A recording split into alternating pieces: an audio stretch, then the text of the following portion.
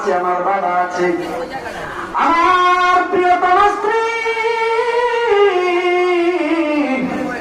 যাকে না দেখলে দুনিয়াতে আমার কিছুই ভালো লাগতো না, তারও ভালো লাগতো না, এরকম একজন স্ত্রী আমার আছে। আমার সন্তানাদেরও আছে, যাদের জন্য আমি আমার পুরা জীবনটা দিয়ে দিয়েছি। সুদ ঘুষের কোনো বিবেচনা করে নাই, আর হারামের কোনো বিবেচনা করে নাই। আমাকে আল্লাহ একটু মুক্তি দাও, আমি আমার ভাই থেকে অথবা আমার মা থেকে অথবা আমার বাবা থেকে অথবা আমার প্রিয়তমা স্ত্রী থেকে অথবা আমার সন্তান থেকে একটা নেক নিয়ে আসি। আল্লাহ তাআলা তাকে পারমিশন দিলে, যাও নেক নিয়ে আসো। ব্যক্তিটা যাবে তার ভাইয়ের কাছে, ভাই